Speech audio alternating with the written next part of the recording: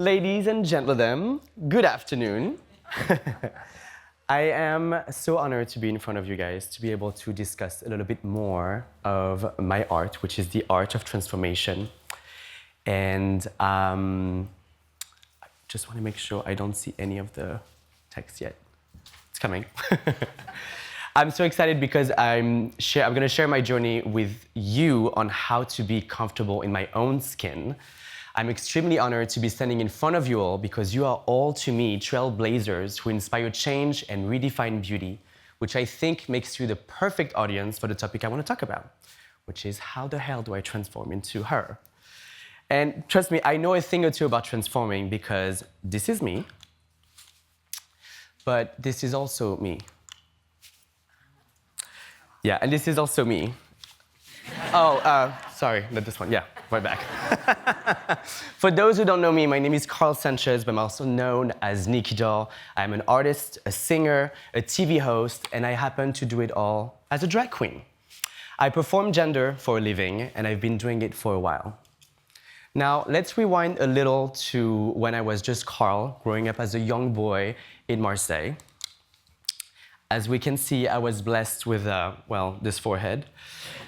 But we're gonna move on. But also with this beautiful, powerful, fiercely and stylish mom. A woman who right? Yes, she's gorgeous, I know. A woman who exuded elegance, who could wear a dress like it was made only for her. I think like most gay boys, my mom was my first style icon and the person who taught me that clothes are so much more than fabric.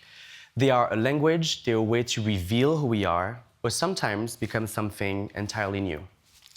And let me tell you, I've now learned to speak that language fluently.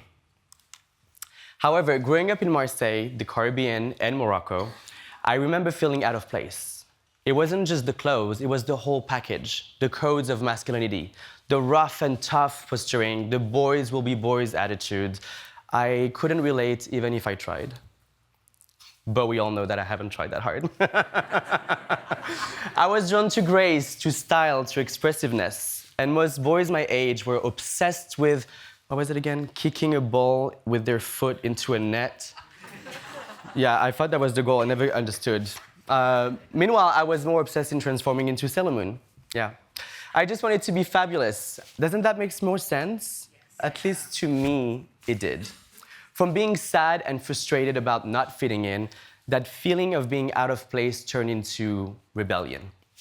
I was almost proud not to fit in. Why should I?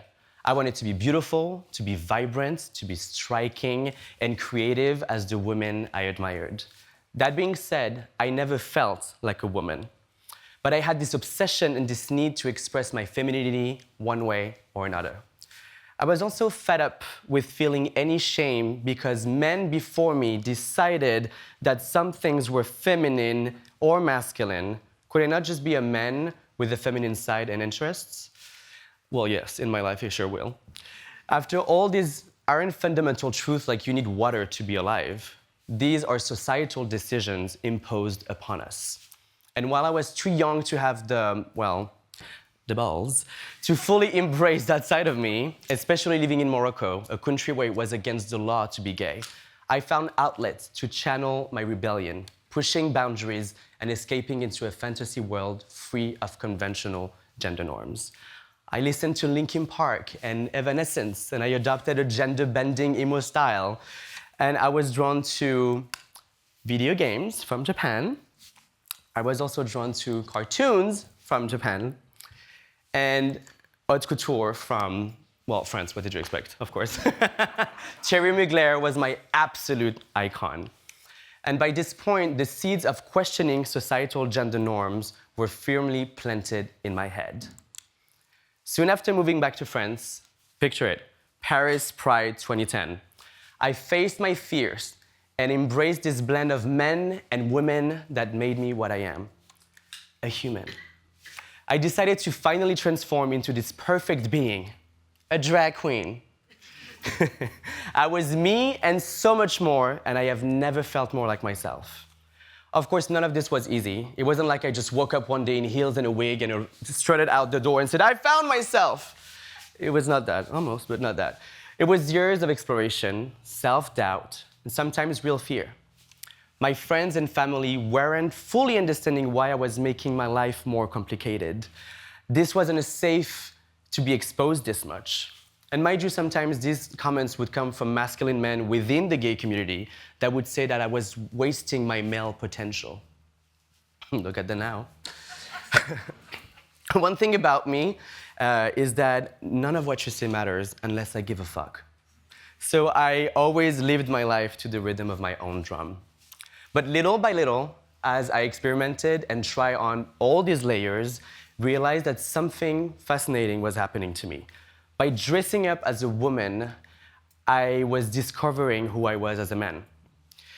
And I was finding myself by exploring the part of me I'd been told to reject.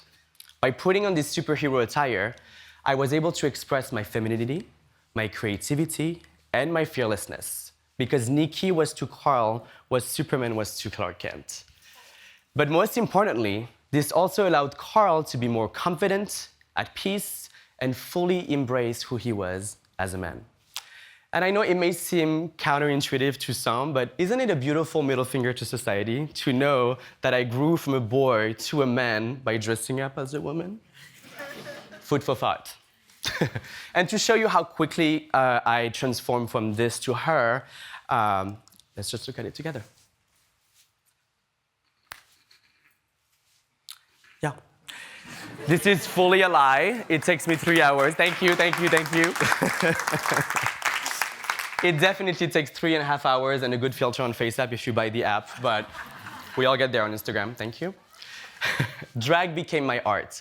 It was no longer just an escape, it was a declaration.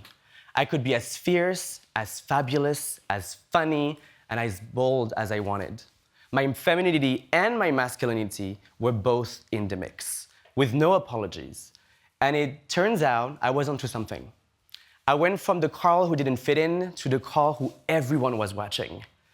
And I discovered when performing gender and societal codes was life is a beautiful, big, fat masquerade. Yep, you heard it well. I realized that everyone, including everyone in this room, is doing drag one way or another. I know, be ready to gag. When we shower in the morning and we decide what to wear to go to work, to an interview, to a date, or to announce a breakup, sometimes shit happens, or to have fun with friends, we meticulously choose the attire to convey the energy we want to send out or receive, right? Well, ladies and gentlemen, you have been doing drag all your life. I just happened to push the envelope slightly further. Eventually, the world got to see me as Nikki Doll on RuPaul's Drag Race Season 12. Can you believe it? A French little boy making it to an American stage. It was surreal, it was a little bit terrifying, not gonna lie, but more than anything, it felt right. And of course, that experience opened so many doors. I was able to tour around the world. I was able to release original music, which was one of my absolute dreams as an artist. I also headlined on the Vegas Strip. For a little boy from France, that was a pretty big thing. And I even went to become the host of Drag Race franchise in my own country. And God knows that my country needed that kind of representation. And I'm so happy now to have so many queer artists that are thriving full-time as drag performers, and we're sharing message on a public network. Take that, conservatives. And I also created one of my dearest projects. It's called The Queer Explorer, and it's a documentary series about gender around the world. Through this documentary, I had the privilege of meeting individuals challenging traditional Western gender norms, including the Hijras, a community of trans women who are seen as divine creatures with special powers. I've also gone to Mexico and met with the Muches, which is a community of the third gender, which was very inspiring to discuss with. And I met incredible and very talented kabuki artists who daily perform in the opposite gender costume. These friendships helped me understand that gender codes weren't universal. Depending on where I was on the planet, people identify to gender differently. I recently had the huge honor also of performing at the opening ceremony of the Olympics in France. Yes, I was on this very controversial bridge, and I was part of the portraying of Van Bayard, The Feast of the Gods. Not Da Vinci. Let's just move. Thank you. Uh, and I was also performing alongside amazing queer and non-queer artists to celebrate France's diversity. This queer kid from Marseille walking and performing proudly at the Olympics was pretty amazing to me, and if I may say so myself, and we will never have to use that word again, very not demure. By transformation goes beyond gender, beyond fashion. The art of transformation is about finding who we really are beneath all the layers we put on, all the masks we wear, or all the boxes we are put in. For me, drag was my way of shedding those layers and finally living as my full, vibrant self. It allowed me to stand in front of the world as Nikki Doll, but also like today, as Carl, because I was able to bring those two people together in harmony. You see, drag allowed me to unlock my full potential as a human being. Through this art form, I learned that my femininity, my masculinity, my wildness, and my grace all can coexist. And it is that balance, that harmony, that is the true art of transformation. So to all of you beautiful people, I challenge you to keep pushing those boundaries, keep reinventing what beauty, gender, and expression can be. Use fashion as your playground, just like as you use drag. Experiment, take risks. Send me free gowns, thank you so much. And show the world that transformation isn't just possible, it is the most beautiful thing we can do. Don't be afraid to let your fabulous selves shine.